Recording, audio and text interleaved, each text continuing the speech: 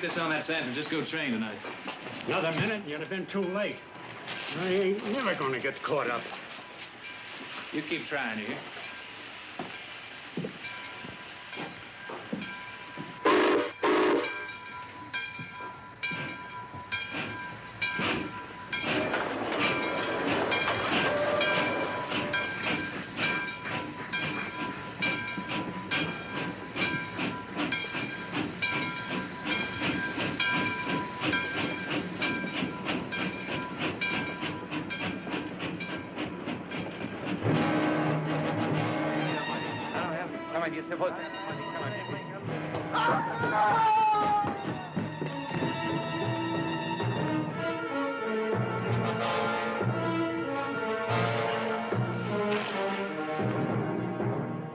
Colonel Ashby.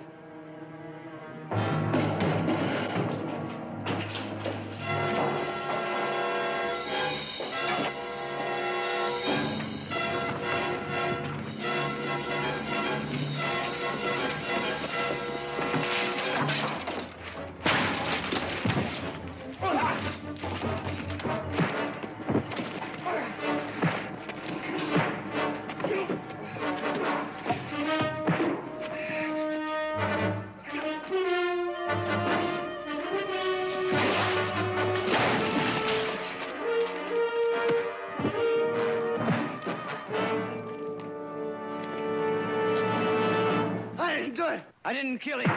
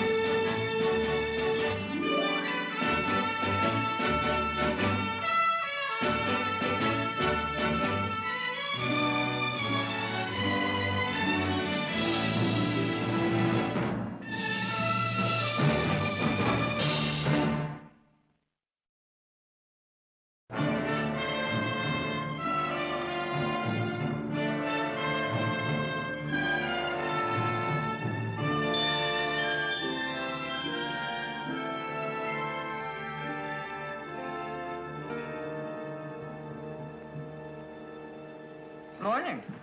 Good morning. Morning. Good morning. You ready to go back to work now? Barley's heading out. Alfalfa's ready to be cut. 16 colts just waiting to be broke. I do hope you can spare us a few moments of your time. Well, I'm ready. I'd sooner clean out the stables than testify at that inquest anymore. Then it's all over. They brought in an indictment of first-degree murder last night. It's all over but the hanging. Corby Kyles for Colonel Ashby.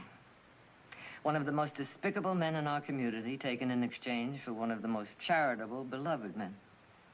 Not a very fair exchange. If I had my way, I'd kick Jake Kyles and all three of his sons clean out of this valley. That bunch is worse than a wagon load of barbed wire. Sorry I'm late. Audra? Well, good morning, Audra. Good morning. Audra. All this work going on around this ranch, I suppose you've been out dancing the moon down. Well, you're welcome to suppose all you like. You know, as soon as these odd jobs are through, maybe we ought to commence riding herd on our little sister. I'll have you know I was up at 6 o'clock this morning and picked up the plans for the orphanage for the meeting this afternoon. With Colonel's murdered, you don't suppose that Mrs. Ashby will change her mind about donating that land, do you? Well, Mrs. Ashby told the committee that the children shouldn't suffer because of his death. I'm sorry, you just came from barging in. I want to do some talking. Jake Kyles, you get out of here. It doesn't take much of your time, Victoria. Get those hats off. And just after asking a simple favor from an old friend. Never asked the Barkleys for nothing before except to be left alone. That's the way we've been with everybody in this whole valley, up till now.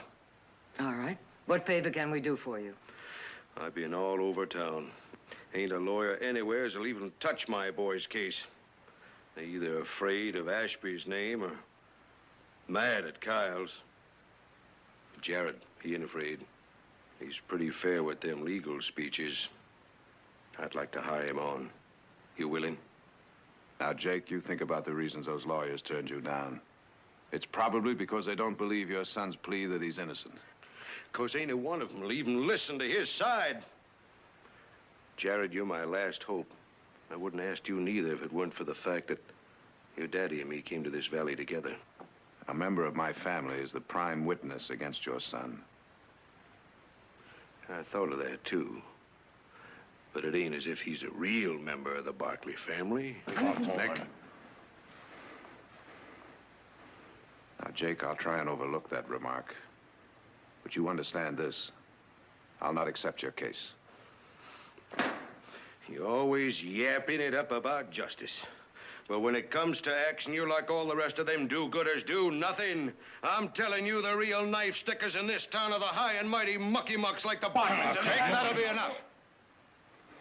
Now, you heard Jared's answer. Don't make it any worse. All right, you see to it he keeps his nose out of our business. And see that he don't tell any more lies about my own son. Mr. Cowles, I don't take to anybody calling me a liar. And I'm telling you, you're testifying against Colby makes you one. Get out. Get out of here, Jake, before we forget you're an old man. Now move. Come on, Paul.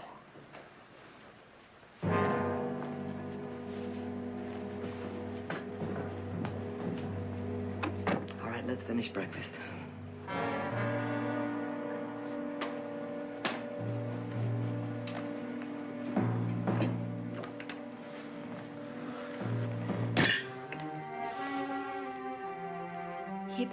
I'm sorry for what he said. Thanks, sis. I'm sure if Jacob really tries, he'll find a competent lawyer. What difference does it make? Well, sometimes it has been known to make the difference between a verdict of guilty and innocent. But he caught him red-handed. And it's high-low, Jack, and the game, right?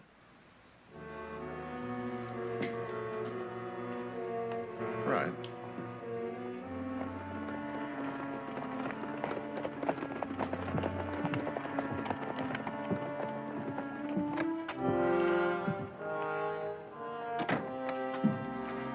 Good afternoon, Counselor.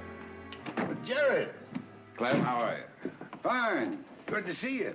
Say, I owe your brother Heath a drink for testifying at the inquest. He's a prosecutor's dream.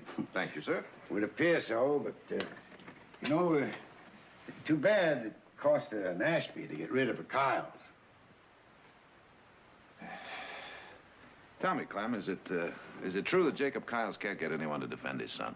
Oh, I hear tell he's been asking around. But unless Corby decides to change his plea to guilty, I don't think he's going to have much luck. Why are you asking?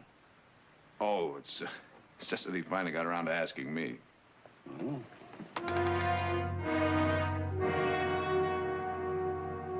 No, sir. Never a Kyle set foot in this shop. Them so shaggy-eared, they ought to pay double dog taxes.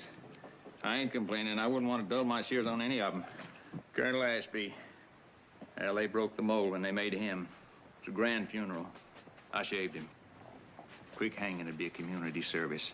Set a simple black-tongued example for the rest of them. You ought to hamstring the whole crew of them.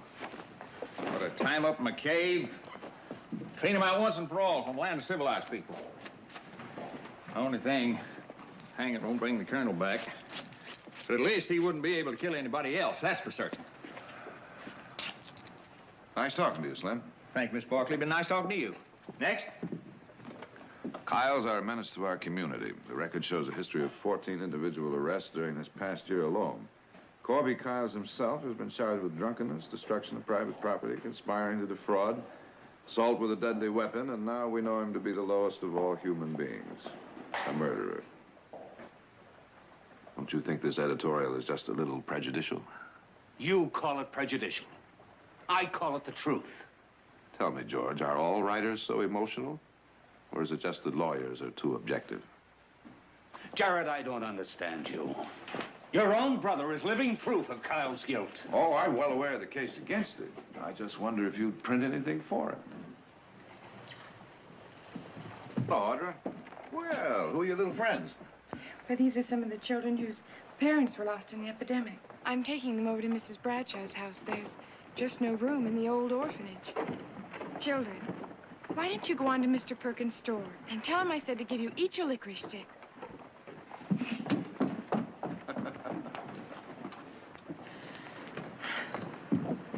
Jared? Hmm? about the Corby-Kyles case. What makes you say that? Because I heard what you said to George Allison. Oh. Well, I just don't like it when a newspaper condemns a man before he's even been tried. After all, it might be one of my clients sometime. You're not thinking of changing your mind and taking the case. The last thing in this world I want to do is defend Corby-Kyles. Anyway, that's nothing for you to be worried about. Yes, it is. How do you think Mrs. Ashby's going to feel about being associated in the orphanage with us if you defend the man who murdered her husband? Now, Audra, Corby-Kyles might be guilty, but... Might be guilty? He saw him do it. That's proof enough. Jared, you've got to promise me you won't take the case. I'm sorry, honey. I can't make you that promise.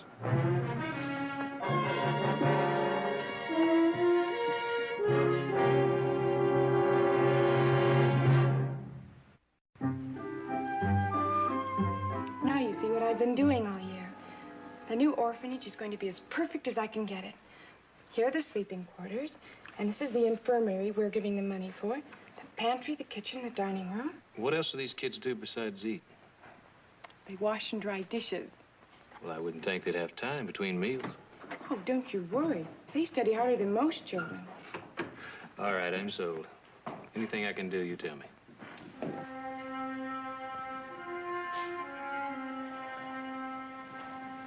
Excuse me, sis.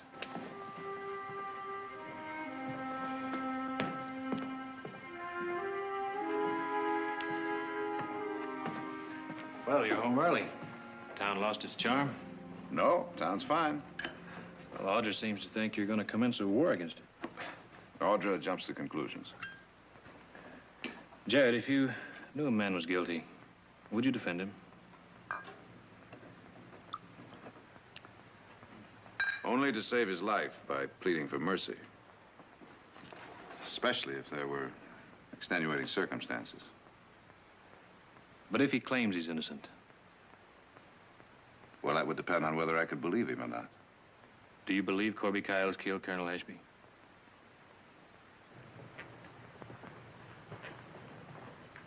Heath, the more everyone hangs him in advance, the more I wonder about it. I saw him, Jared. You think I made it up? No, of course not. But you still think there's a possibility that Kyles didn't do it? At this moment, yes. There's a shadow of possible, but not probable doubt. Even though you sincerely believe you saw him do it. All right. Then I want to make it clear that you don't turn him down on my account. Thanks, Heath. But that's the cart before the horse. I haven't even talked to the party in question yet.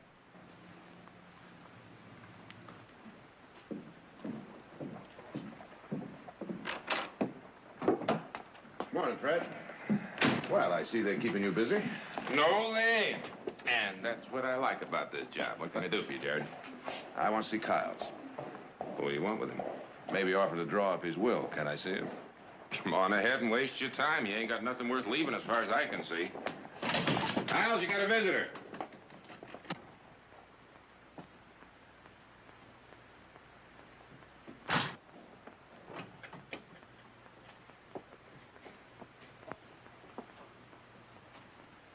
Well, looky here. A high and mighty Barkley has come to lord it over a poor old Kyles. Well, I didn't bow for your brother, and I ain't gonna bow for you, and I ain't gonna bow for nobody else in this coyote town. And I'll tell you something else, mister. I'm gonna gnaw your hanging rope into, and I'm gonna come and get you. And your brother, and that stinking sheriff, and everybody else that's a-crowing over me right now. You refuse to testify at the inquest. Does that mean you're going to plead guilty? I mean, what difference does it make?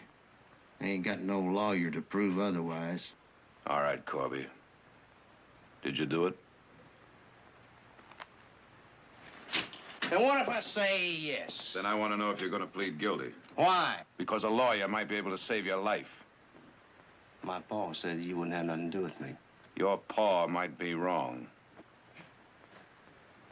There's something scratching the ear of crawl there, mister. Coming on them cheap maybes. Well, maybe I'm guilty and maybe I'm not. Which is it?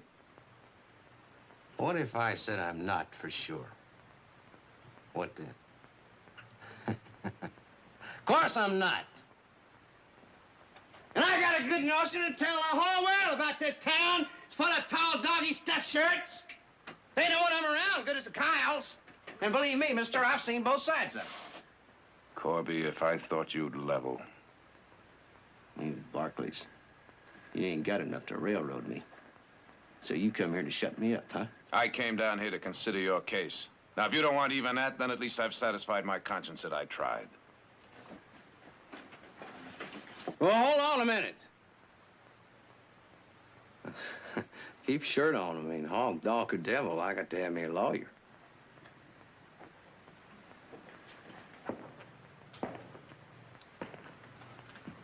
All right, then, you tell me the truth. Plain and simple. You wouldn't know the truth. You run over it in the street. Try me. All right, you want to know about your high and mighty, rich, respectable Colonel Ashby? He had 2 suits. One of them was clean and one of them was dirty. You want to know how he got his real money? He got it from opium. You're lying. And let me tell you that that kind of talk is only going to dig you in deeper than you are already. I figured you'd say that.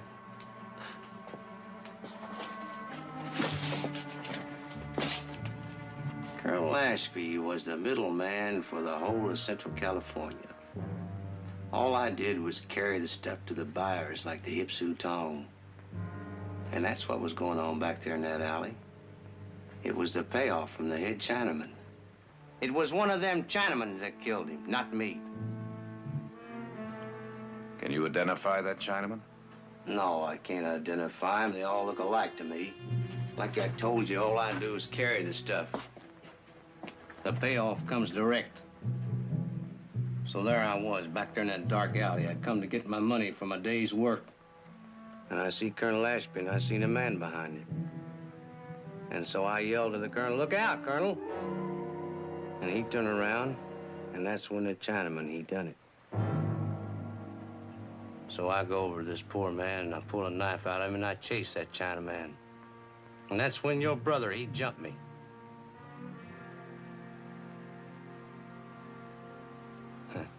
Oh, what's the difference? You ain't gonna believe me, 'cause I ain't nothing but a Kyles. There's one difference. If your story is true, it will ruin the reputation of one of the most respected men in this state. Well, that's his fault, not mine. My brother testified that he saw you stab Colonel Ashby. And I told you I didn't do it. He's seen a Chinaman, not me. And I swear that on my mother's grave.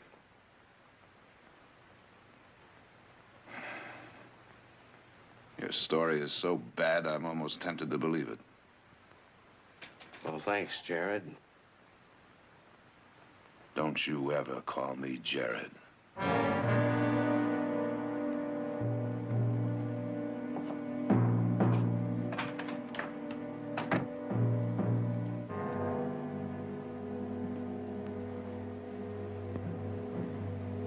Nick?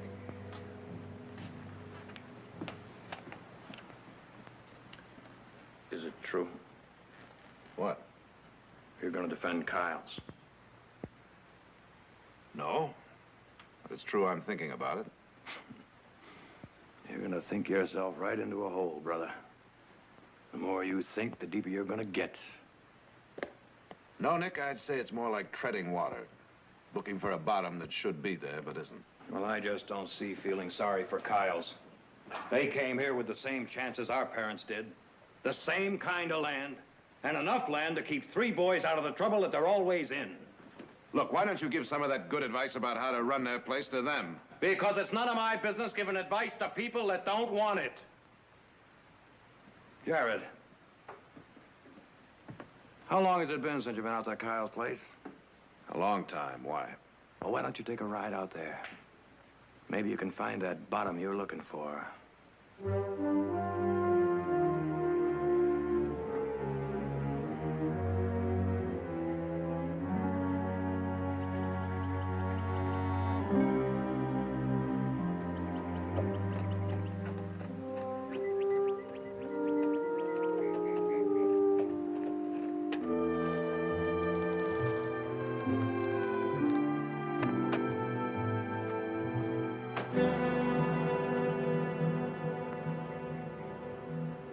morning, Jake. Right down, Barkley. I don't look up to folks when I talk. Doesn't bother me either way. Say your piece. Tell me, Jake, why do you let a good farm go like this? It's mine. Suits me. I'm a free man. Beholden to nobody. You figure the less work you do, the freer you are? You feeling extra proud because you got all your buildings covered in white paint? There's worms under that paint. Shoot. I knew the Barkleys when they was kind of dirty. And kind of neighborly. Let that be now.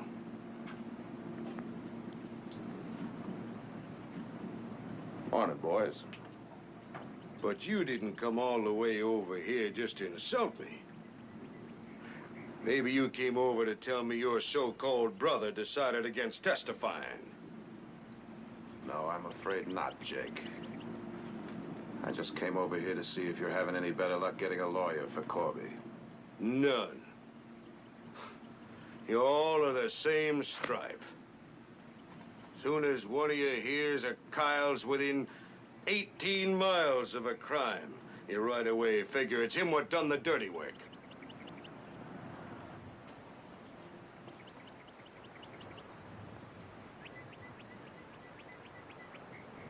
Well, what would you say if they were within just a few feet, Jake? All right, boys, I want those silver conchas in my hand right now. You got them conchas, Emmett? No, Pa, I ain't got him. We were just standing here admiring his horse and saddle. Hey, there you go, accusing my boys. Well, now, suppose we take it on the evidence, Jake. Those silver conchas were on that saddle when I rode in here. Now they're gone. Well, now, that don't prove nothing. Hand them over. Get away from me. Let go! Let go of me! I didn't do it! I didn't do it!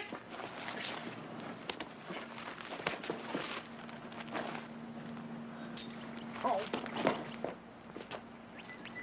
Seems what everybody says about this family is true.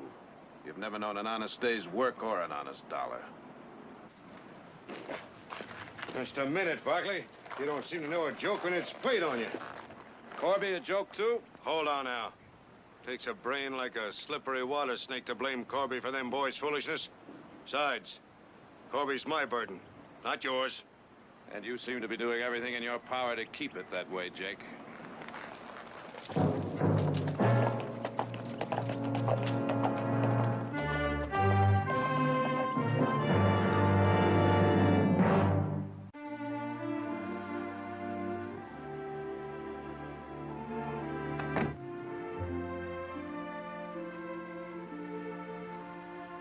You know, I think I'd recognize that perfume in the middle of a desert sandstorm.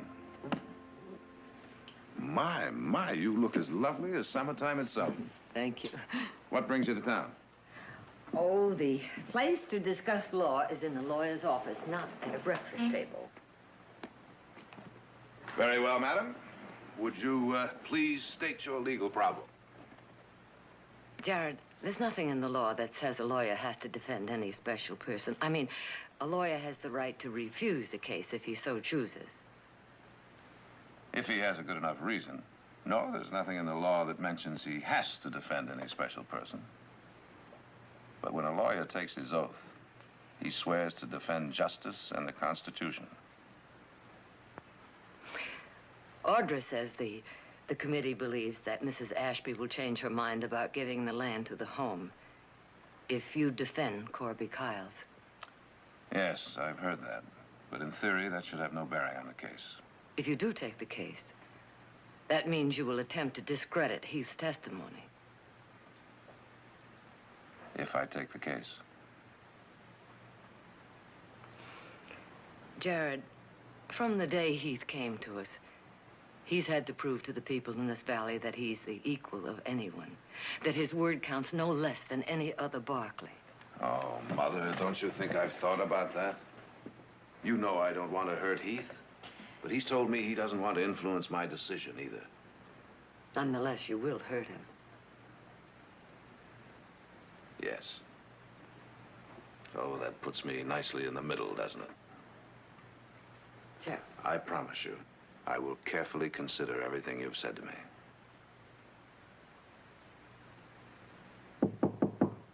Sorry to interrupt, but I think you'd like to know that the judge requested Matt Cooper to defend Kyles, and Cooper agreed. Are you sure of that?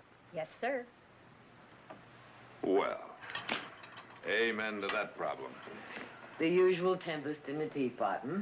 I'll see you at dinner. Well, I must say I admire your courage, Matt. Well, thank you, Mr. Barkley, but I'm not really sticking my neck out.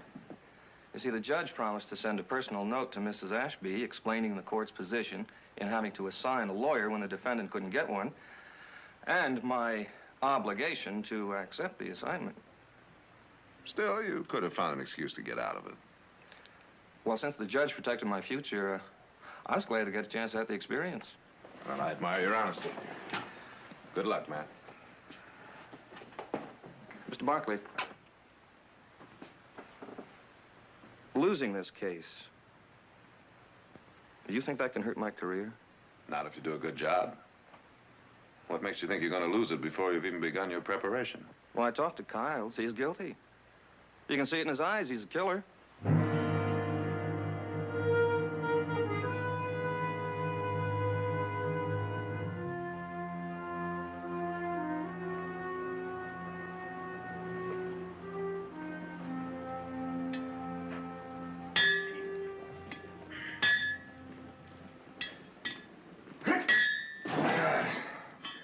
Well, I'm bushed. You figure to work on that all night, do you? I want to get it fixed right. Sure you won't need any help. No, it's just about through, Nick. Well, I'm going out to bed. I'll see you in the morning. Night. Night.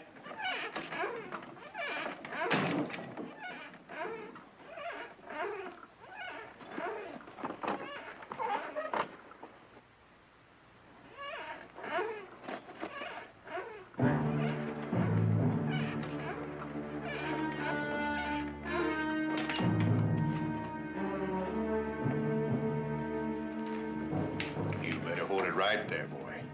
I'd just as soon blast you down as look at you. What do you want? We aim to help you learn your testifying. I don't need any help. Maybe you best just say you was minding your own business the night Ashby got himself killed. Yeah. You couldn't see who it was anyways, could you? I could see.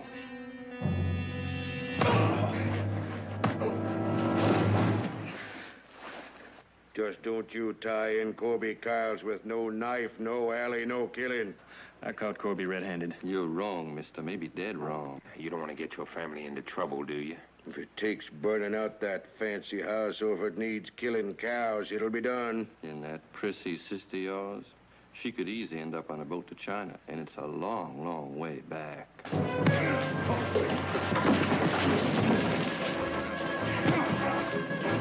Bust you! Hit him again, Allen.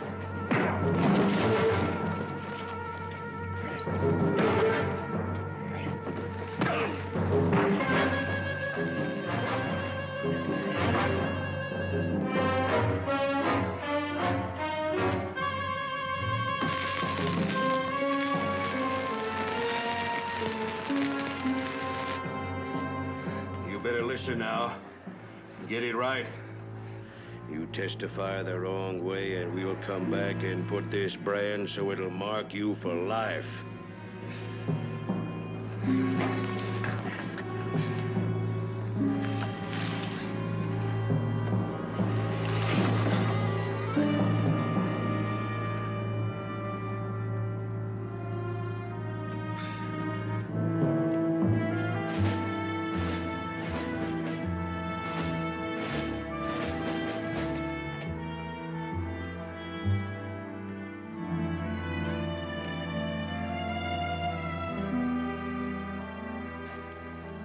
What happened? Who did this? One guess. Kyles? It was them. Me and the boys gonna do a little visiting. Nick, you know better than to play vigilante. In this case, I wish I didn't. What'd they say? They threatened the whole family if I testify against Corby. I see. Jared, no one can stop me. I know that, Heath. And I promise you they'll be punished. And to think you were considering defending one of them. Corby is not responsible for what his family does.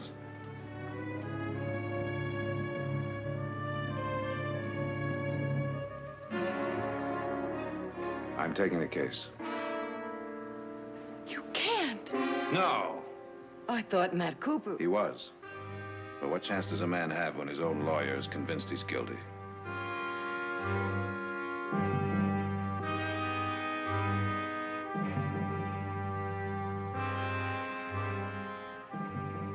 I have no choice.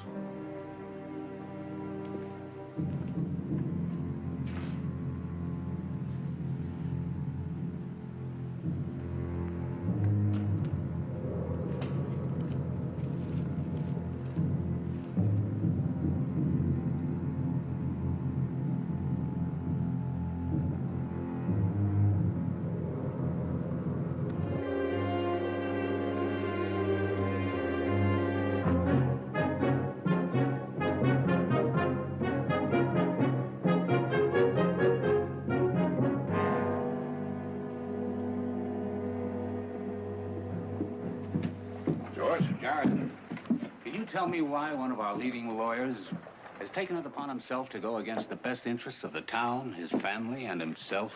Well, now, George, I'm happy to learn you're still talking to me. After some of your recent editorials, I was beginning to wonder. Or is it maybe, now that you've gone over all the evidence firsthand, you're going to advise your client to plead guilty tomorrow? Maybe. And maybe since I have gone over the evidence firsthand, I've uncovered a few facts that even your newspaper didn't know about.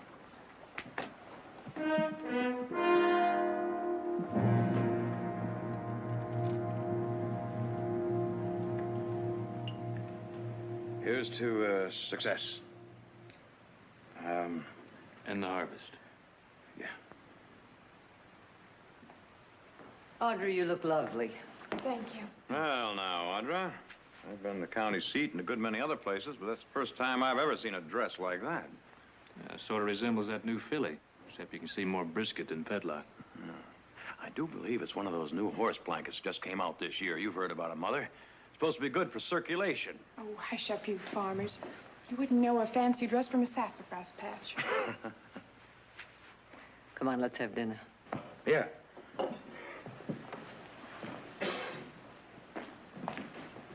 Any word from Jared? No, not a word. Wonder where he is. Excuse me, Mr. Nick, but Mr. Luke told me to tell you the time has come. Oh, Cedar Bun's coming full. Excuse me. You're going to hold her hoof, Nick? Something like that. Well, I'll bring you a roast beef sandwich. Thanks, Heath. Nick, Karen. Sorry I'm late. Sharon? Audra.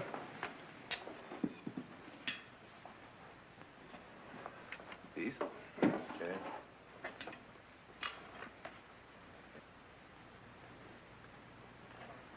Well, I take it it's true Mrs. Ashby's back down. And I can't really blame her.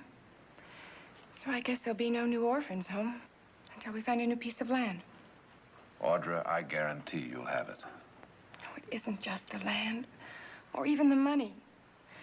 It'll take another year to reorganize, and that's another year out of those children's lives. Honey, it won't be that long. I'll help that committee speed things up every way I can. And until then, believe me, I'm sorry. Jared, maybe it isn't your fault. Maybe it's just the times that we live in that allow children to suffer so much. Well, whatever it is, I hate it. Audra. Jared.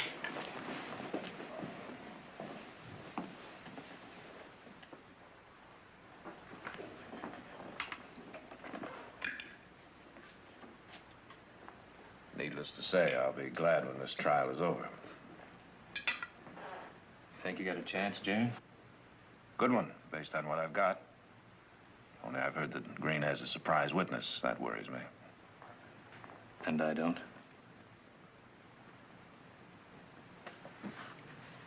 Heath, you understand that when a lawyer takes a job, he does it any way he can. No holds barred. So that means if you can, you're going to turn me upside down and inside out. That's what it means. I'll be ready for you.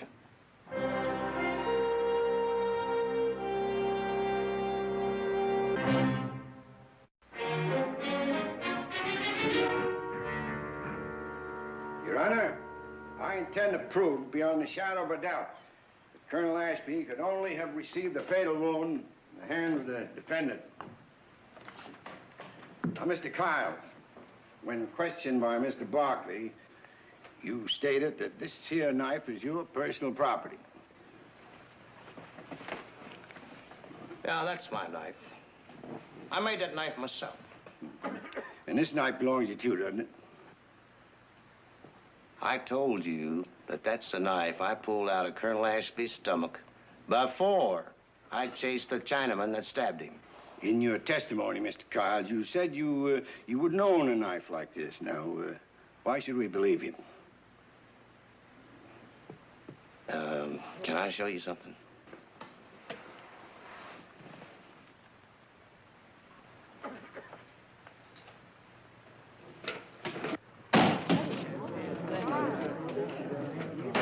Order. Order. Order in this courtroom. Now, do you think I'd own an off-breed toad sticker like that thing there? I want no more such demonstration in this courtroom, Mr. Kiles. Satisfy yourself with answering the questions. Well, yes, sir, Judge. I'll answer them. That'll be all, Mr. Kiles. Witness dismissed. I'll call your next witness, Mr. Barkley. Your Honor, I'd like to call Mr. Asa Harmon to the stand, please. And Mr. Harmon, would you state your occupation, please? I'm a special detective employed by Senator Harrison's investigating committee. And how long have you been so involved? Just a little over 6 months. What is the purpose of your investigation? Legislative restrictions on the importation and sale of harmful drugs. All right, Mr. Harmon, would you tell us, please, what you know of the connection between Colonel Ashby and Corby Kiles? Kiles worked for Colonel Ashby. Colonel Ashby was a member of a ring distributing opium to tongs here and in San Francisco. Order in this court. Continue, Mr. Barkley. Mr. Harmon, are you saying that Colonel Ashby, a man of spotless reputation, was involved in the narcotics traffic? Now, he was more than just involved. Colonel Ashby was one of the prime movers. And according to your information, how long was he involved in this trade? Objection! You'll not make murder any less repugnant by maligning and slandering the good name of the victim, who's not here to defend himself. Your Honor, I am merely trying to establish the victim's true occupation in order to show that there might be others with stronger motives to have committed this crime. Now, I deeply regret bringing out this sordid background.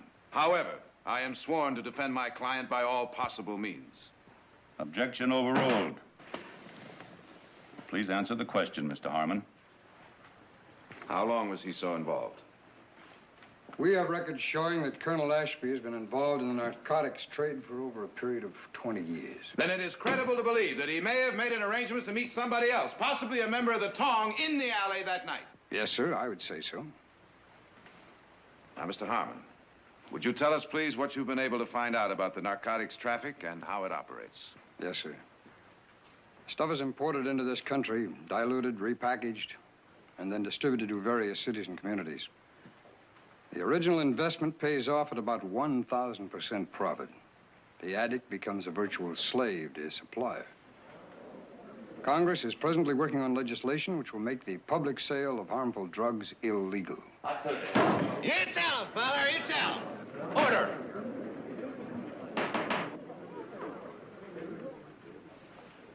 Thank you, sir. No further questions. You wish to cross-examine Mr. Green? Thank you, Your Honor. Not at this time. That'll be all, Mr. Harmon, and thank you. You're dismissed.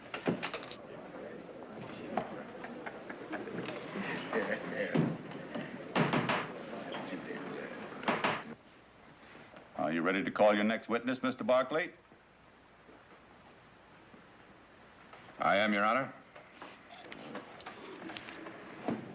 I would like to recall Mr. Heath Barkley to the stand. Court recalls Mr. Heath Barkley to the witness stand.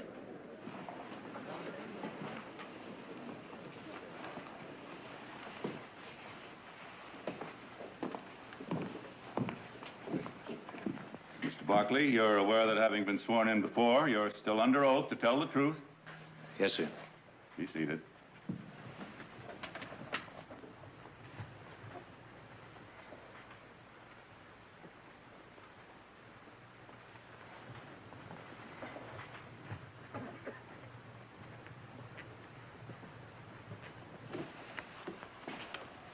Mr. Barkley, according to your testimony earlier in this trial, you stated that the quarrel you heard from the alley sounded like such a critical matter that you felt you should interfere. That's correct. You further stated that upon entering the alley, you saw two men fighting in the shadows, and that when you came close, one man ran away and the other slumped and fell from a knife wound in the abdomen. Is that correct? That's right. Can you tell me the location of the nearest street lamp to that alley? Street lamp? No. According to my measurements, it's 87 feet away. Over 30 feet from the entrance to that alley. Now, from that distance, that lamp couldn't shed enough light in that alley for a man to see his hand 1 foot in front of his face. And yet you state that you clearly saw Corby Kiles. He was in the shadows, but I know it was him. Even in the shadows? That's what I said. Now, Mr. Barkley, would you please tell us again everything that happened up to the time just before you entered the alley? I was walking along and the headlight from the San Francisco Limited passed over me. I heard a man yell and I ran into the alley to see what it was all about. Even though it was dark, I could see in the shadows clearly enough to know that it was Corby Kiles who ran. And Colonel Ashby who'd been stabbed. You're sure? I am. Sure enough to put a noose around the defendant's neck? Yes, I got no reason to lie. I'm not suggesting you're lying, merely that you're mistaken when you state that you clearly saw Corby Kiles running away. And I say you're dead wrong. And I intend to prove you're mistaken by showing you the shadows that you saw into were purely imaginary. They weren't imaginary. Now, you're out of order, Mr. Barkley. Now, if you speak out again, I'll order you out of this courtroom. Continue. Can you tell me what kind of a moon there was that night? No, I don't recall what kind of moon there was. Very likely. Your Honor, I hold here in my hand a newspaper, which I'll submit later in evidence, which clearly states that there was no moon that night. And if there was no moon, there was no light. And if there was no light, there were no shadows. So you would have had to recognize Corby Kiles in what virtually amounts to total darkness.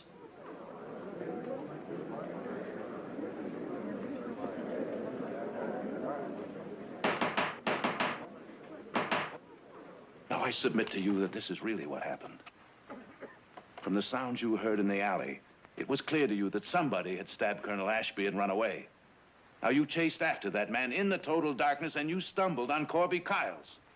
And putting his reputation together with what had happened in the alley, you assumed that it was Corby who had done the stabbing. Now, having assumed that much, your imagination took you one step further. It led you to believe that you saw more in that dark alley than it was humanly possible to see. Now, I'm going to ask you one more time. Are you absolutely sure it was Corby Kiles you saw and that it could not have been somebody else?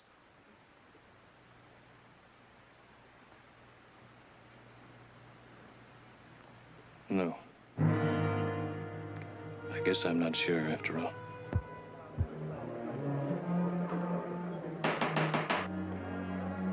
That'll be all.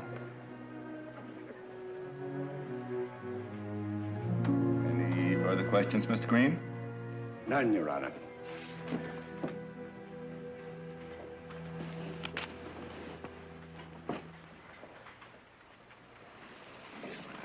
I guess they're going to let me go, right?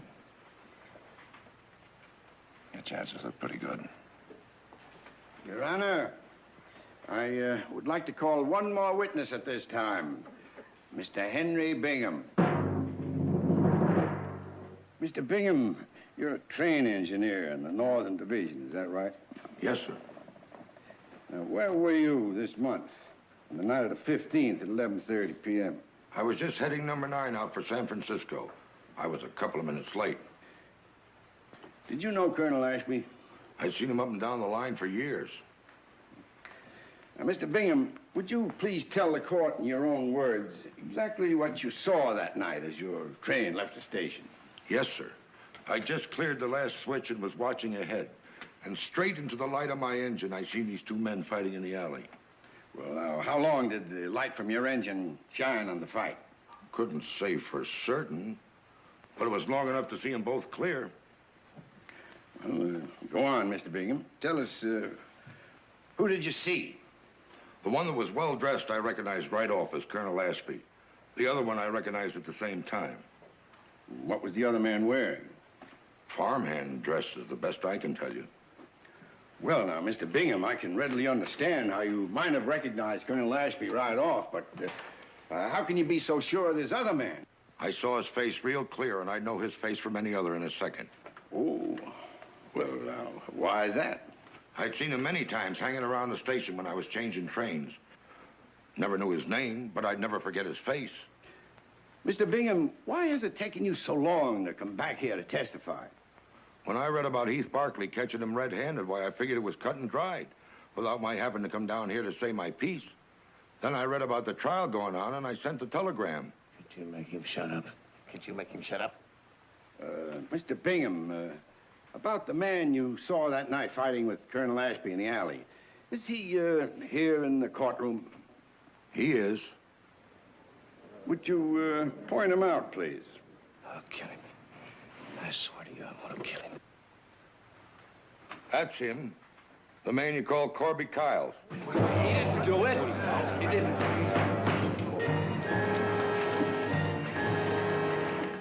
What do you mean? You couldn't have seen me? I mean, nobody could have seen me do it. No, nobody could have seen me do it, huh?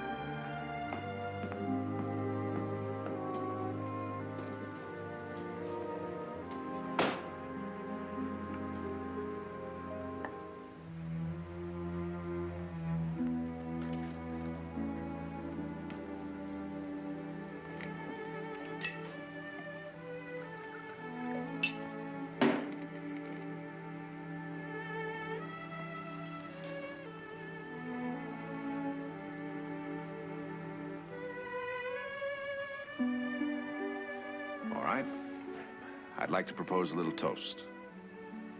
Here's to Big Brother, who it seems is capable of making one of the biggest mistakes possible. Audrey, do you know what mistake he's talking about? No, I don't. Maybe you know, Nick. Beats me. Mother, do you know what mistake Jared's talking about? I haven't the faintest idea. Well, Jared, how about dinner? Dinner? Well, it's almost 10 o'clock. You mean you haven't eaten yet? My family's not about to have dinner tonight without you.